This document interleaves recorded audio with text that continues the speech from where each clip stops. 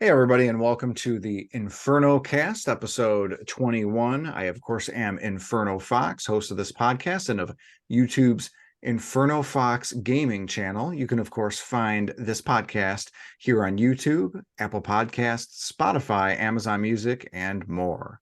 And before we get into today's holiday-themed topic, I'd like to go ahead and introduce my fantastic, wonderful, and amazing cast and crew. Starting off with Stormrosesky. Stormrosesky you can find at the Twitch and YouTube channels of Stormrosesky. Storm, thank you so much for joining us. Thank you for having me. It's a pleasure to be here. And always a pleasure to have you here.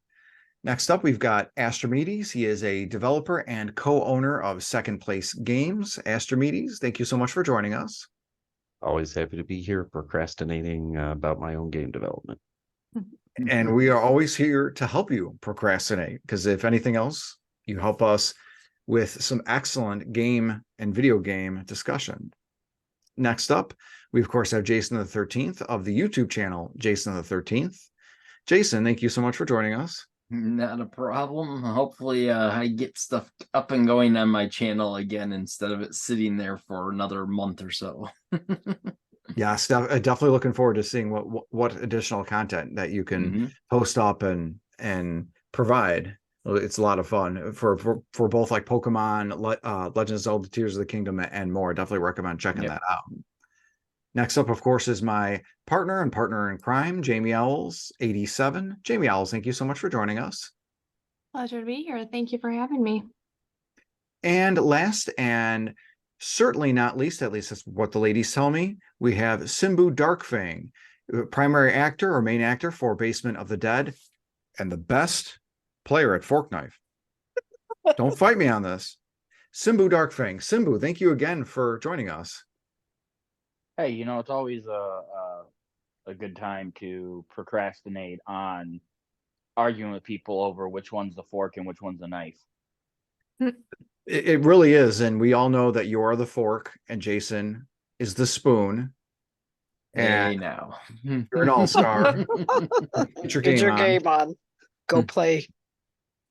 And on that note, I want to go ahead and before we get into our pre-discussion topic, just want to kind of throw something out there really quick. Simbu, you had provided to us on an off-topic chat a link to Scurryface, and Scurryface is that where you and your friends play on Twitch? Is that something that you can give us more information on, if possible? Yeah. So anybody who knows me knows that I'm part of a haunted house organization called Scurryface. We're haunters who are in it for the right reasons. We don't aren't in it for like being famous or rich or anything like that. We really care about the industry and helping new and younger haunters, even some of us veteran haunters, learn new tricks, learn the trade, and overall, try and make the haunt community even more welcoming than it already is. But yes, we do gaming nights. However, for the last month or so, it's been a bit null and void because of haunt season, as everybody's a haunt actor. So Friday through Sundays, you find them at their shows in their local haunt.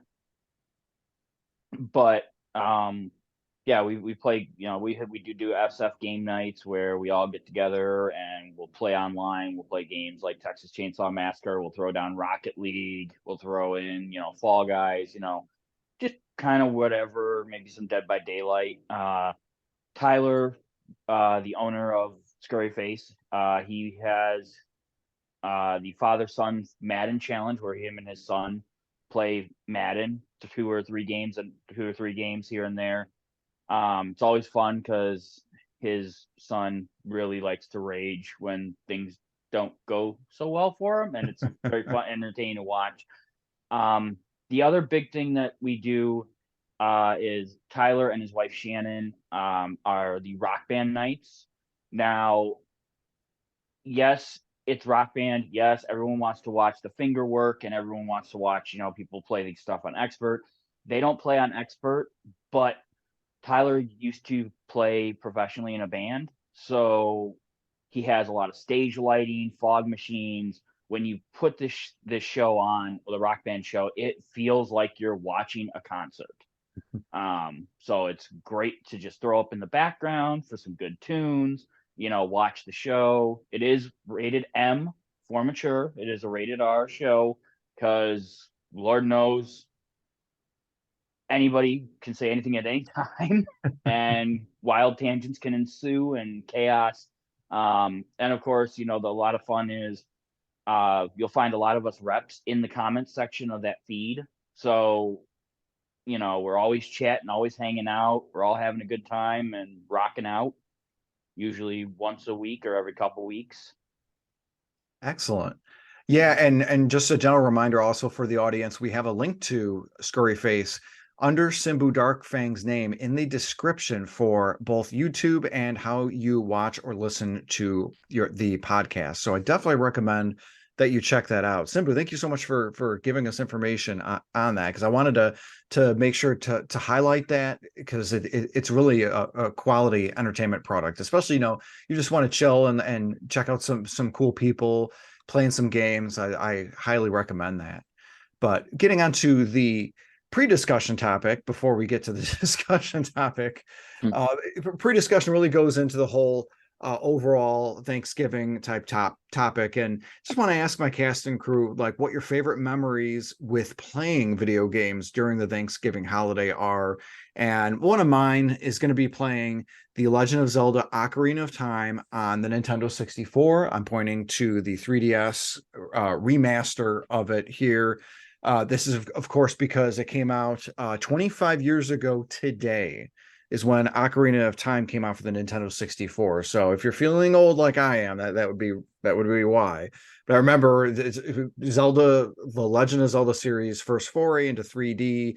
I was also really sick with a really bad cold or mild flu or whatever, but thankfully Link helped me while away hours in traction. So it was a good time. I kind of want to open the floor just generally for all y'all. Any video games that you associate, any positive video gaming memory that any of you guys have with Thanksgiving? Not so much for Thanksgiving, but I just remember around the holidays in general, I just played a lot of the classic Mario games and Sonic and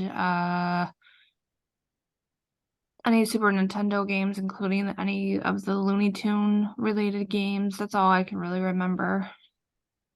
That's cool. Yeah, it's Tetris. oh, go ahead. Sorry.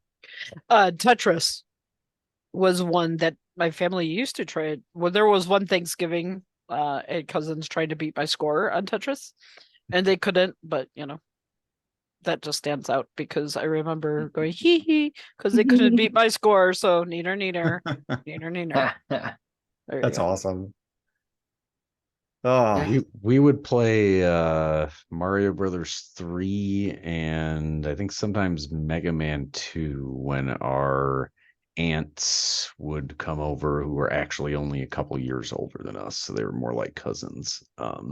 And we would normally play often one of those two games when those years that was happening the most. very cool. I can't say any real video games because we really, Jason the 13th can attest to this one. We really didn't play many video games. I mean, there was video games there for Thanksgiving, but games in general, the Thanksgiving Magic the Gathering Throwdown. Yeah, otherwise the football games were on in the background for Thanksgiving. There's a lot of Scrabble that goes around the table at Thanksgiving, and will probably be happening this year too. Nice. Yeah, so pretty much in celebration of Thanksgiving, we're going to be looking at the combined factors of both video games and food. I again don't recommend eating the Nintendo Switch games because they taste awful. I not that I have personal experience or anything. Sure. I It's Really, not I've like, heard that good bad. things.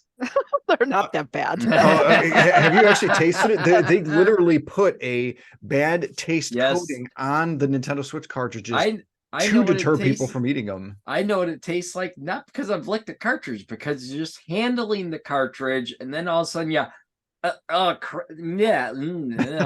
and you get it on your tongue because it was on your finger. Depends Nah, on you your just gotta palate, get a I little guess. Frank's. You just gotta get a little Frank's Red Hots on it, and it'll be Yeah, fine. really, it makes it all better. Put that stuff on everything. That's right. Yep.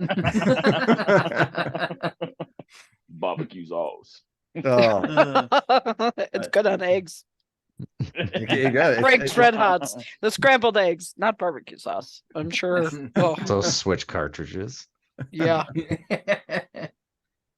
Ooh, a Ugh. sunny side up egg Switch cartridge with Frank's Red Hots. Oh, there you go. There I you mean, go, those Switch Storm. cartridges are There you go. small enough. I mean, you could Yeah. probably swallow that in one heap, although I don't imagine Would that'll not be good. suggest it. Going Call it a through. Nintendo omelet. Yeah, Inferno Fox Gaming and Friends does not endorse, nor are you I do indemnified personally, though. legally for eating it. So no deviled Switch cartridges at the table this year. No. Not yet. That comes next year when the Switch 2 gets announced and those games come out. Well, they're probably going to be a lot more delectable. But some specific video games about food. Some of the ones, so like looking into this, there are specific ones like Cooking Simulator, Cooking Mama, and Overcooked 1 and 2. And I actually have digital versions of Overcooked 1 and 2. And I did not get the the Bitcoin mining spyware version of Cooking Mama on Switch, because I think that was a whole thing where like if you manage to download Cooking Mama on the Switch, because it is a legitimate series, but some way somehow I don't know if it was a hacker or something, or who the developer that got the Switch version of Cooking Mama handed off to them, put in built-in malware to have Switches mine Bitcoin or cryptocurrency, and Nintendo found out and shut it down between like 1 to 2 weeks after it was released. That being said, if you have a physical cartridge or copy of Cooking Mama on the Switch, it's worth like $1,000 because there's only like a few hundred of that out in the wild. So dang. Yeah, kind of a crazy start to the whole topic. I mean, Cooking Mama, you're really cooking something, mining crypto. So there you go. And look how much that's worth now. Mining Mama. Mining Mama. Yeah, mining. Regarding these specific, the game is literally about cooking, like the ones that I mentioned. Have you guys tried any of them? Have you played any of them? I tried Overcooked 1 for about an hour, but that was about it. That it's like a multiplayer game, so playing by myself was pretty boring. But you guys try any of those type of games? I don't think I've actually played any. I've watched footage of Cooking Mama before. I know a bunch of spin-off games for like Food Network type shows exist, but I've never looked into it. Also, those probably would qualify. The only food ones I can recall playing are Fruit Ninja, and then way back on the Nintendo, and I do not remember the name of the game, but there was one that, if I remember correctly, that the burger pieces and Storm stuff knows this. would fall down, and you Burger take the Time. patty and got to move it around. Yeah, Burger Time. There you go. I remember playing that. Arguably, it qualifies as a game that is primarily about cooking. Yeah, because I mean, Yep. you are putting Gotta all make the layers sandwiches, together yep. to Mhm. make Food your burger. assembly. Yep. It reminds me of a game that I play on mobile called Diner Dash. And there are quite a few of those type of games on mobile where you have to construct an order and hurry up and feed it to customers, before time runs out, or they leave and get angry. So, yeah, there's them. Nice. And what I've played Cooking Mama and Fruit Ninja, but those are only the other like the real two cooking games that I've played besides the Diner Dash. So okay, three. Here. That's cool. I think probably all of us have more experience with the games that just have like food elements in it, and Yeah. cooking Mhm. elements within them as well. Jamie Owls also has. I'm gonna bug her in a minute or three about the actual video game cooking in real life. But before we get into that, so there of course have been several video games that I've played that have had cooking elements within it. One of them is going to be Persona 5 Royal, when that's where like you as the main character make curry at the Cafe LeBlanc where he both lives and works. Then of course you have Paper Mario, at least I know with the first one where you play as Princess Peach. You literally have to bake a cake for Fat Guy, which is kind of an annoying part because it requires success to have forward progression, and if you fudge it up at all, you got to start all the way. The little crap head spits out your cake, and you got to start all the way back from the beginning of the whole cooking sequence, and it's kind of annoying.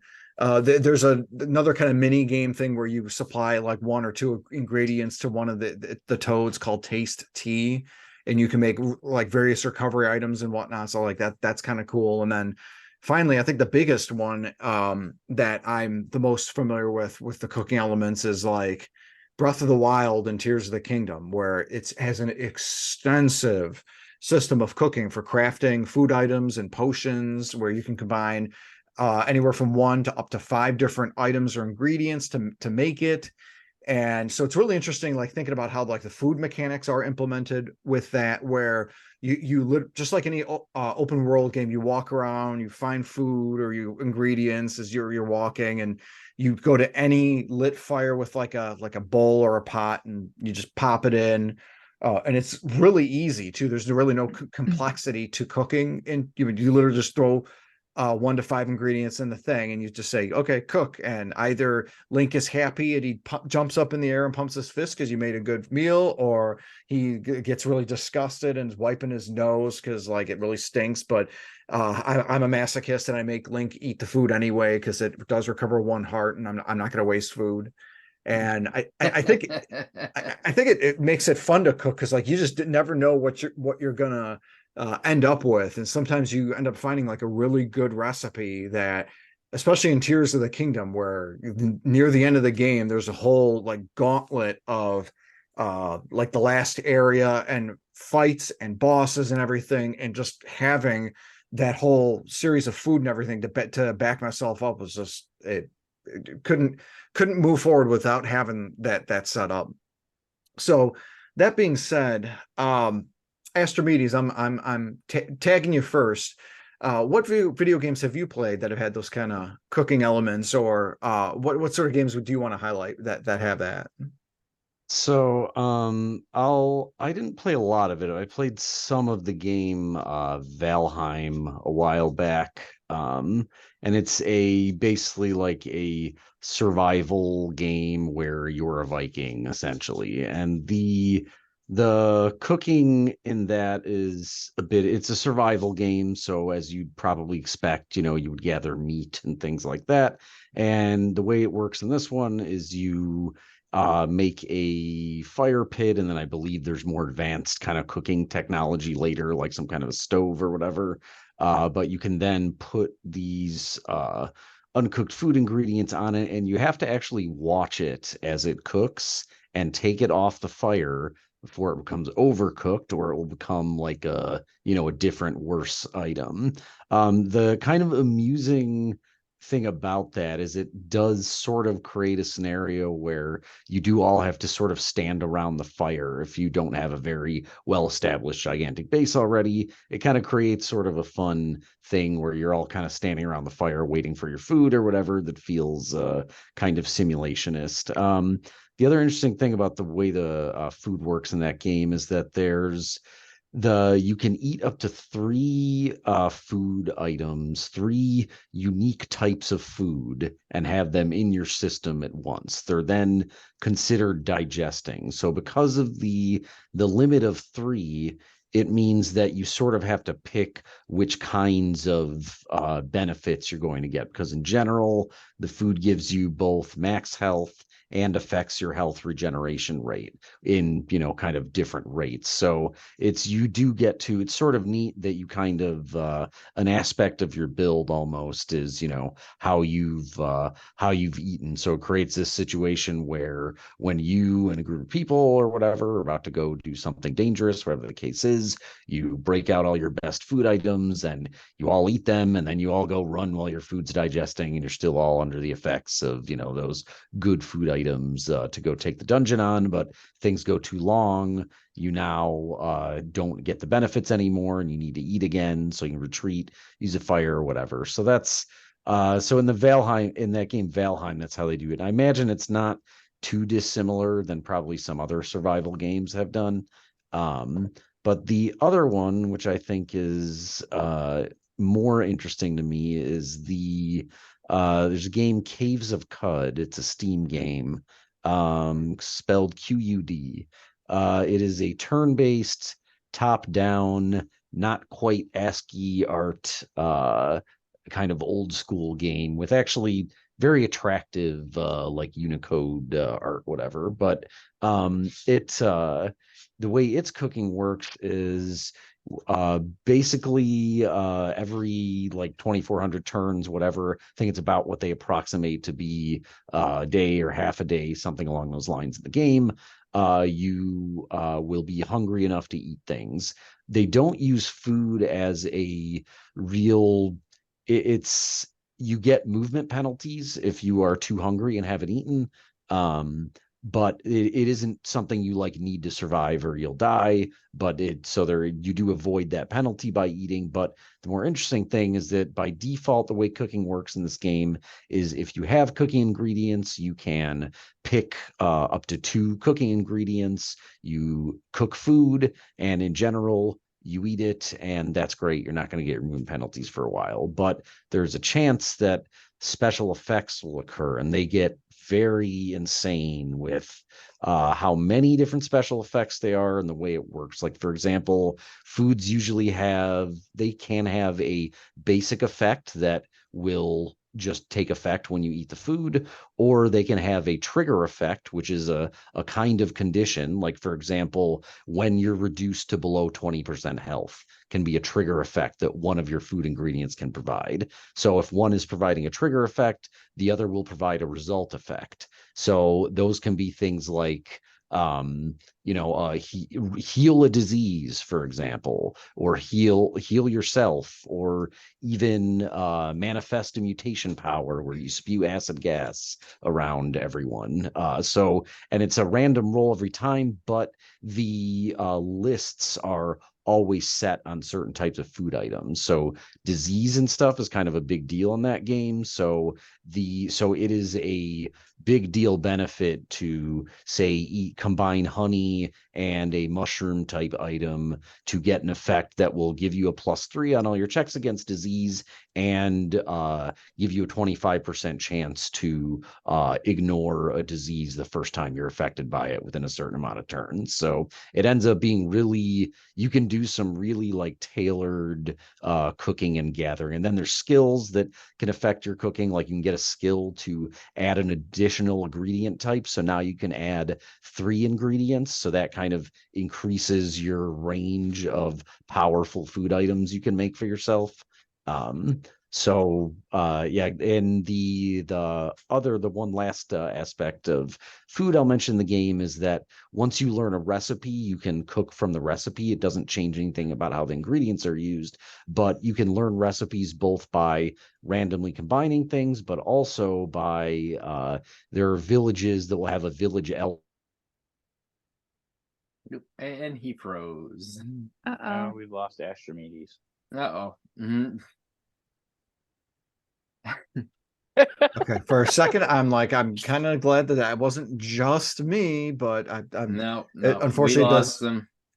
Does sound Yep. like that we've lost Astrimedes. The various games that he was mentioning sound really interesting, and it's got a lot of additional like there's a lot of strategy that appear to go with those, especially the second game. What was it? Village of Cud, I think he said. I think so. Yeah, it's really you really have to plan ahead all of your various runs and everything. I guess how that goes. Yep, it looks like Astrimedes dropped off, but that's okay. He'll go ahead and join right back in with us when he's ready. Internet things sometimes happen. Simbu, if I could get some of your feedback, what are some of the video games that you have played that have had like those kind of like food mechanics or whatnot with them? Realistically, the only one that I can, really think of where like food actually has more than just, Fortnite where I found, I killed a chicken, now I got a piece of meat that I could chow down to recover health. That would be Disney's Dreamlight Valley. Similar to, one of the games that like Astrimedes was talking about, I believe right before he cut off. It's a 1 to 5. You can do 1 to 5 ingredients per cooking time. You need you need a stove. You need to find a stove. I need a piece of coal, and then 1 to 5 ingredients. A lot of the stuff can be found just by combining random ingredients, and I lucked out and I made something. Much like the game that what Ashton was talking about with recipes. Once I learn something, it goes in my recipe bank. So I can hit a button and it brings down the drop down menu, and I can go and select what recipe I want, click fill, and it'll automatically fill from my inventory or my storage the items required to make that specific recipe. So I don't have to memorize all the ingredients, which is really nice. Of course, much like he was saying for Valheim, if I make a recipe in Disney Dreamlight Valley and I eat it and I'm already at full health, I get over health. I'm like overfed. So I get a speed bonus, I get a luck bonus, I get a movement speed bonus, so like a task speed bonus where again, like my luck increases. So instead of getting 1 item for doing this task, I can get 2 items instead. And of course, I can move fast. I walk faster, and then I also have a sprint ability. But of course, all that drains my overfed, and when I get back to regular, then I'd have to eat more to get the overfed back up. Oop, you're muted, Inferno. Yeah, Mute. I see that. We're just Immediately did that.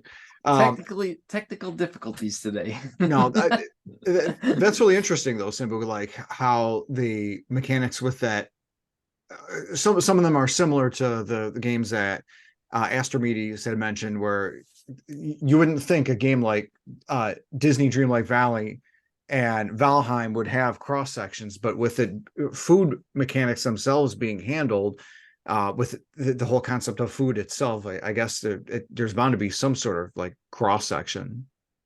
Yeah, I don't foresee any game that implements cooking in it unless it's a game solely based on cooking. That would have something like super over complex for doing it.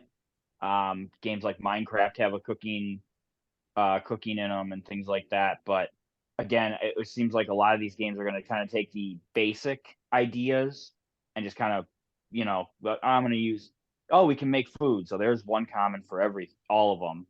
We can have a recipes list that you have to find the recipes, or you can possibly get them by chance. So I think any game that really has just a cooking mechanic in general is going to have a ton of they're going to all have overlaps in one way, shape, or form.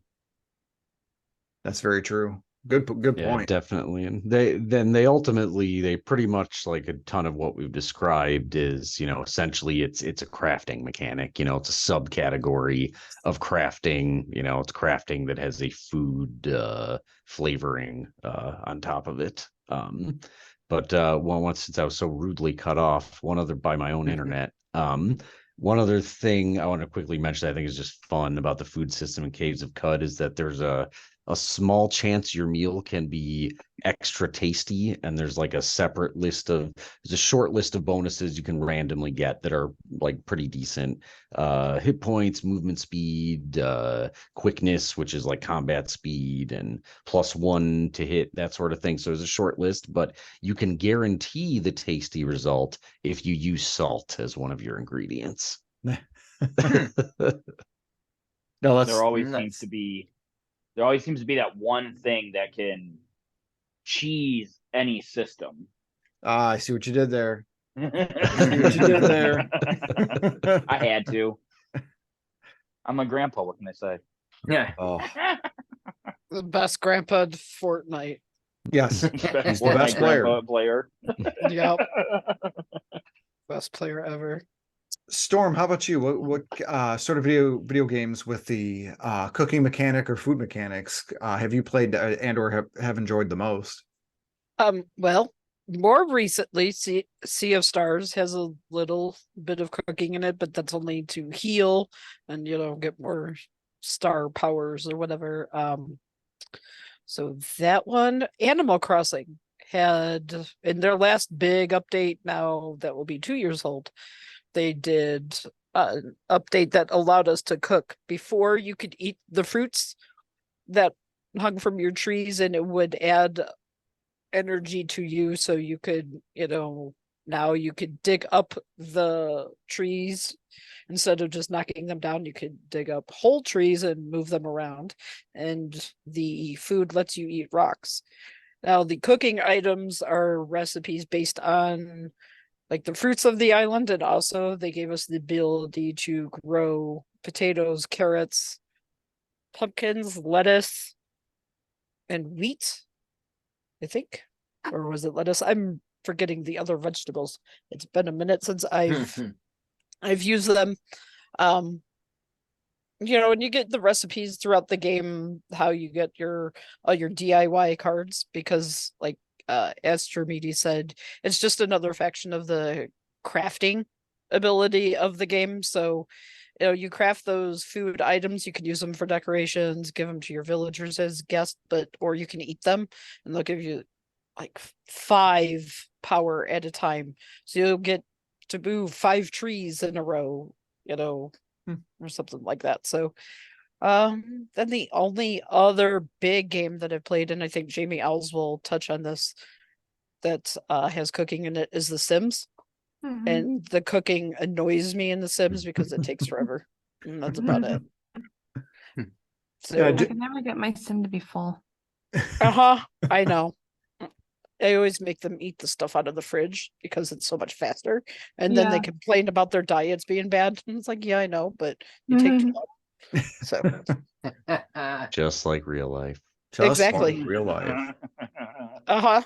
So, but anyway, yeah, that's about it. Just Animal Crossing with some food that is like the other ones. It's nothing major to do, and there's nothing complex about it. You have to have the right ingredients in your pocket in order to make them, and that's it. I mean, they did include recipes that you have to catch fish for in the game. So if you want to make a certain, they have this tuna pie or whatever, you have to go get the tuna and that kind of thing. So that's about it.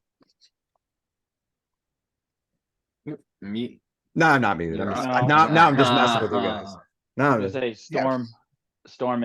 Disney Dreamlight Valley seems like they took a decent amount of idea from Animal Crossing in the way they did their food and cooking mechanics with the growing ability of stuff. But of course, Disney Dreamlight Valley has took the cooking items and like did them on steroids, because there is probably I'd say probably about twice as many cooking ingredients in Dreamlight Valley versus Animal Crossing.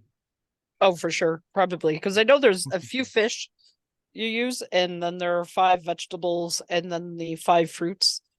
And that is it on the island. Yeah. So there's no other ingredients. I mean, you can use the ingredients you grow to make sugar and flour and stuff like that, but that's about it. Jamie I think Owls. there's No, go ahead. what was that, Simbu? I was gonna say I think there's around 15 or 20 base ingredients in Dreamlight Valley Oh well. total. I'd have to look it up, but I'm too lazy right now. Understood. So Jamie Ellis, Storm had mentioned about how you have had the experience, and I'm going to say extensive experience with the Sims 4, especially. What has your experience been with the cooking with that game, or other games that have had food? Like, what are your thoughts? What are your favorites? Well, for The Sims, you need to eat in order to survive. When I played The Sims back in the mid-aughts, when they were under The Sims 2 for the PlayStation 2, they only had it where you select the fridge or the stove and it says, do you want to eat breakfast, lunch, or dinner? The newest version of Sims now, where it's more advanced to where you can actually go and select like actual food meals, like you can make a grilled cheese or spaghetti, or it shows you these list of gourmet meals. They can make a turkey dinner, which is kind of cool, and then get your Sims cooking skills up. And that is more the advanced version of games I played where you have to cook. A couple of other ones that Stormrosesky mentioned, of course, was Animal Crossing. Also, Skyrim, I believe there's some cooking involved. I think you can use that to advance your points or skill levels, I believe. And yeah, not too many games where there's a cooking involved. I do remember in the Tiny Toons game busting out that level where Buster was in the school cafeteria and Dizzy, where you have to like feed him. Oh I yeah. remember loving that part, and this is kind of like a silly thing, but for some reason I only liked feeding him the hamburgers. And I don't know why. I think I just like the shape of them, so I would only select the hamburgers to make them go in its mouth. I do think Dizzy Devil appreciates your fine sensitivity to being able to feed what you believe is his favorites, which I think in the cartoon the burgers were his favorite food. So Dizzy thanks you. That's right. And this is gonna be funny, but I think sometimes when you see a video game with certain foods in it, for some reason, it does look good. They do.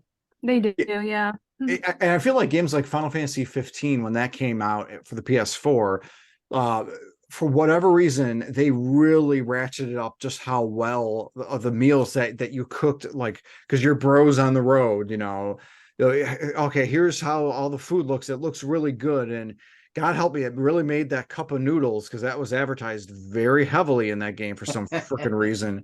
It even made that cup of noodles look really good. So, and like Final Fantasy 16 was the same way. It came out in the PS5 this year. Food looks really, really great. I don't know what it is, but maybe it's just that if seeing the food there being cooked sort of feeds a tactile sensation visually to us as the player, to kind of really immerse ourselves, to be in the players or the party's position to really enjoy the meals. That's my guess why such high res presentation is done with food like that. Jason, how about you? Any video games that you've played that have had cooking in it that you've enjoyed? I'm sure Pokemon's got to have it, right? Oh my God, yes. That is my long-winded one. But a quick touch on Minecraft. The one difference Minecraft has that I haven't heard with any of the other games is that as you go through in survival mode, of course, if you don't cook and eat, or hell, if you don't even eat the raw food, your health will slowly drain through the game. So I'm sure there's other games that are like that, where you slowly lose health and you have to eat to survive. But Pokemon, through 9 generations, they've done their fair share of cooking, and the last few games have definitely had their own stuff where you had to make curry. The newest one, you have to make sandwiches.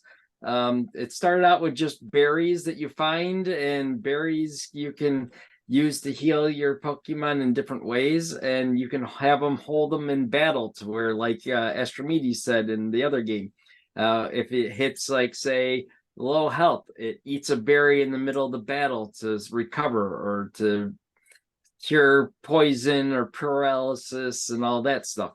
And then throughout the generations, each generation, they've done a different mechanic. I do have to say that I've never really used the mechanics to their full potential.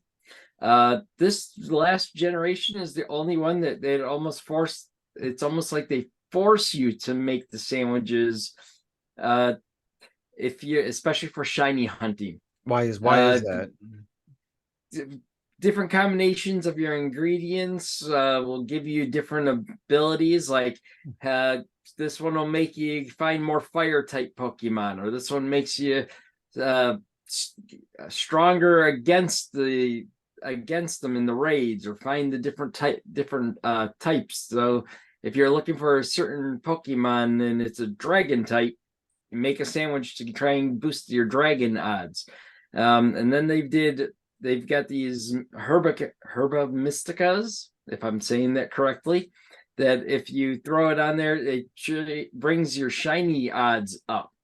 So if you have higher water type with the shiny odds, you got a lot higher chance of finding a shiny of whatever water Pokemon you're doing. So that's and interesting. what I've watched other people do it, and to get those Herba Mysticas, you have to battle the really hard raids and be lucky enough to get them. I know there's people that farm them, all the different stuff that is out there. I've only got a handful of them, and I don't use them. So when I shiny hunt, I do not have any of those Herb Mysticas going. So I use the sandwiches to, say, find more fire type or bug type or whatever type I'm looking for. I use the sandwiches a lot for that. But I don't know why I don't go and grind on the raids to find the herbs. So, but they have definitely gone through, and like I said, each game has its own version. Like in Sword and Shield, it was making curry, and they did pretty much kind of the same stuff, just you didn't have a shiny odd boost to it, and you didn't have any that, oh, I need to find a ground type, so let's make a curry that boosts ground type odds. You didn't have that stuff. So each generation they keep changing their food stuff, and it'll be interesting to see what they do, since I know a lot of the YouTubers that do the shiny hunting that grind for the Herb Mysticas. It seems like it's too easy to find shinies when you're using them now. So I don't know, but that's my opinion on that one. No, that's. But I was going to say that's interesting. It sort of rewards you for actually taking advantage of the system of food to be able to increase the shiny rates, which I know is definitely something that you're into. Yep, but and it's at some point though, it's almost like too easy to find a shiny that it's like, is it as rewarding as it used to be to find that shiny? And probably not, but if you're trying to fill up a living, quote unquote, living Pokedex where you keep one of every kind of Pokemon in your Pokeboxes, you know, so it makes it easier for that kind of stuff. Yeah, and really it's all just for like personal, I did this. To Nintendo, of course, doesn't have any trophy or point or accomplishment system or anything. So even if you filled up the Right. Pokedex, there's no anything to like platinum on it. So it's just more like personal, hey, I did this. Yes, but they do. Well, you got to think though, could the sense of accomplishment be shifted, and could the actual reward sense be obtaining those Herb Mysticas? Because like that for you, yours is boosting your ability to find dragon type Pokemon to potentially catch a shiny. Now, some, streamers, thing may be, raiding, playing 100 raids to get 5 herb mysticas. So sense of accomplishment there could be shifted, and we see that a lot with other games, like, oh yeah, I grinded so hard in Final Fantasy early, to boost my levels over leveled. So now I can, enjoy the story without having to worry so much about fighting, dying in battles earlier on. Yeah, That might be a terrible example, but no, it's actually really good because it's a thing where once you finally take the time and you get the hard thing that's hard to get, that unlocks the door to be able to find either that same thing easier again and again, repeatable, or it unlocks the door for the next element to be a little bit easier to find. Almost, Jason, almost like a Mega Man type way of thinking it. So where you beat the one, now you can use that ability to help unlock another and just follow the whole way through. But I was going to quickly say the Pokemon does still have the whole, you can have your Pokemon hold the berries in battle so they still have that food mechanic too, that it does help them battle here and there. And then they have the side food stuff where you're making the sandwiches and all that stuff so they've kind of kept both versions, and it just changes throughout the generations. So yeah, it's really cool, the whole cooking within the video game and everything like that. But what about cooking in real life with the video game or video game inspired? Jamie Owls, I think you might have touched upon that a little bit earlier, like the various cookbooks and everything like that with certain video games. Is there anything more that maybe you'd want to elaborate on that? Are there any specific series that you've seen? Yeah, I've seen a lot on Amazon, but I haven't really seen any in stores like Target or Barnes and Noble, which, I mean, I wasn't looking, but Amazon, you'll see ones like for The Sims, Legend of Zelda. They even have a Final Fantasy one. I just saw the other day they had a Fallout one. So it looks like it's all becoming popular now, where whatever foods you make in the game, you can actually make it in real life. It's just, unfortunately, it's not as quick as in the video games. Yeah, and the That Fallout is one, true. the Fallout one really scares me. I don't know if it's like radioactive or you're cooking rats. yeah, Or dog. Dog meat. The biggest question is, though, are they actually foods you can make in the game, or are they more like foods that are inspired by things in the game? Both. So Both.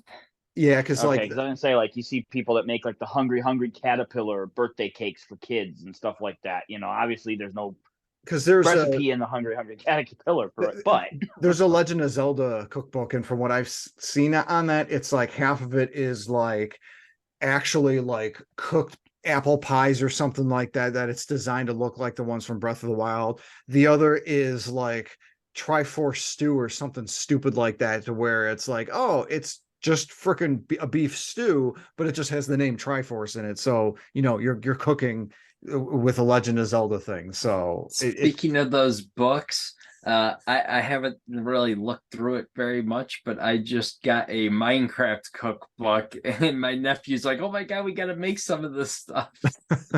So that'll be a fun thing to try. Yeah, and if it gets them into cooking, that's definitely worth it. Yeah, that'd be a cool one. It's a useful skill.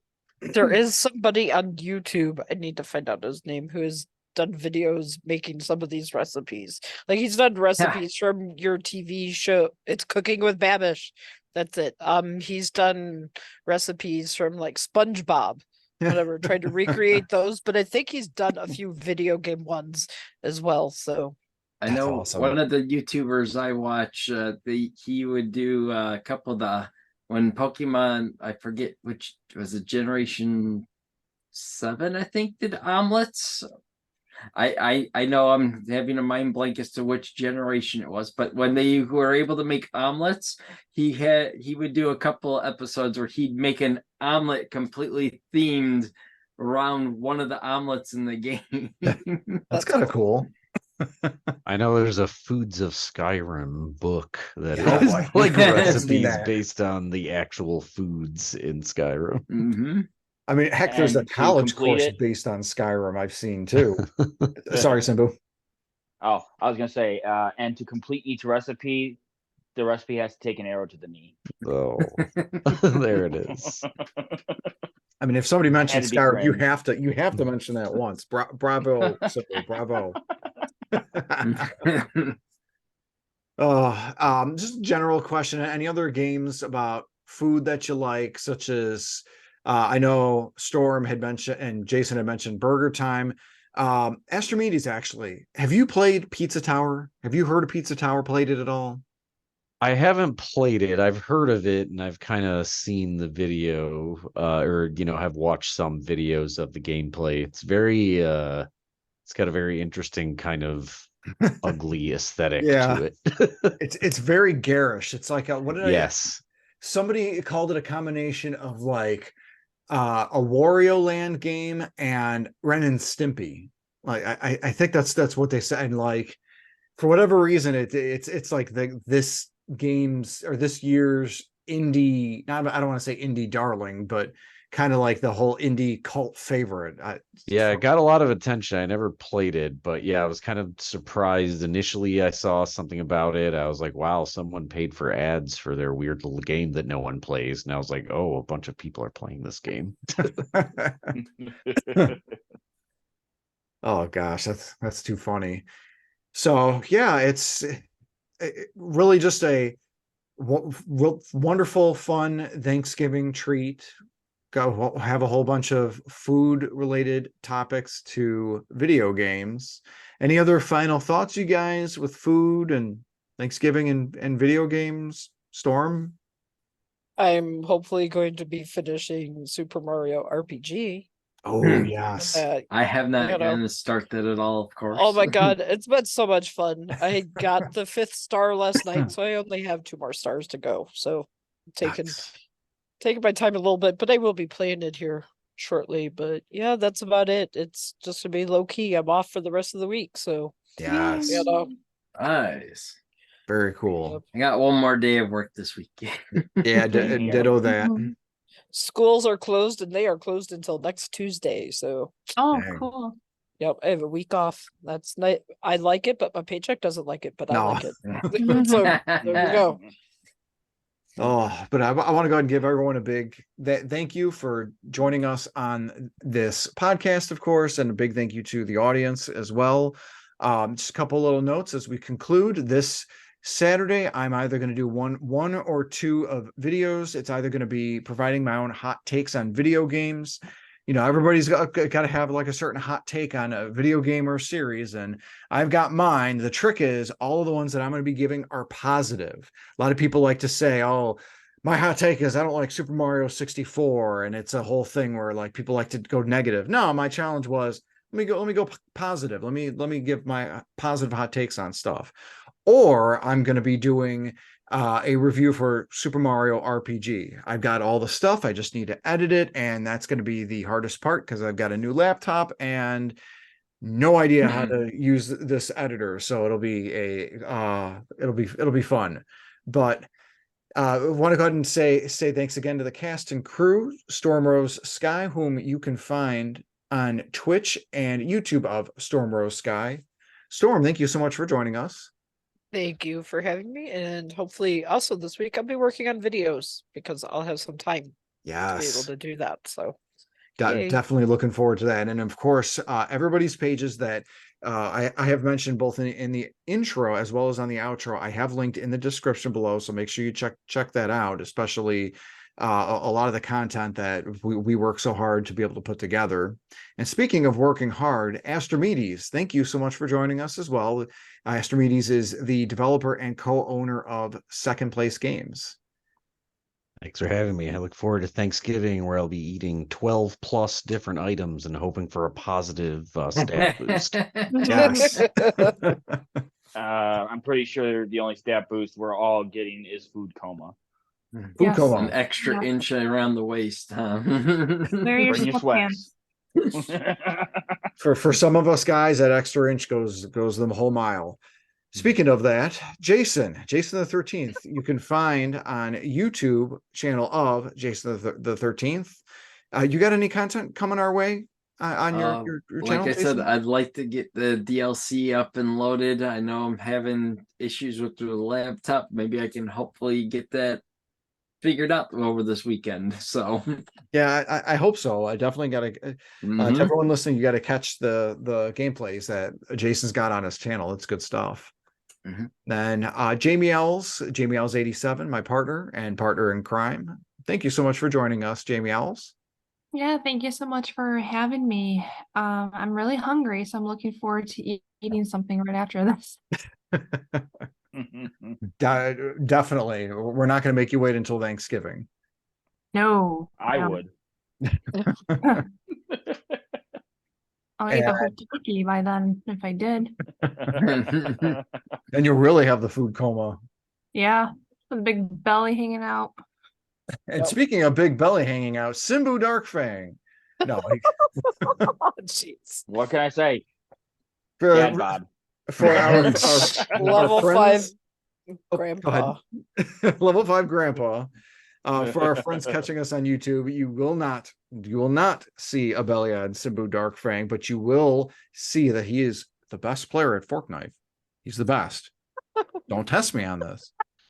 And you can also catch him at Basement of the Dead as well as Scurry Face, and the link to that is going to be in the description. Simbu, thank you so much for joining us. You know, it's always great to be here. However, I'm mad at all of you right now. I'm very disappointed in every single one of you. Now Not a why? single one of you have mentioned the best game ever to have food in it, and that would be Portal. Never Oh, played because it. the cake is the lie. But technically, The cake is a lie. Does it technically not count because it doesn't have food? Because the cake is a lie. If you've played and completed Spoilers. Portal, you will know whether the cake is a lie or not. That's all I will say. Because it is also the Portal Companion edition is available on the Nintendo Switch right now through the eShop. Is that physical? Yeah. Did that ever come out No, I physically? don't. No, I think it's digital only. Ugh, I because you know me, I got to get physical copies of all. Watch crap. your limited game run. They may eventually do a physical copy for them. I hope so. Well, you would think Valve would because it's a Valve game. That is true. That is true. Ugh. But alrighty, and to the audience and everybody, I hope you have a safe and fantastic Thanksgiving Day, a safe Blackout Wednesday, a prudent Black Friday, and may you avoid all the viruses of Cyber Monday.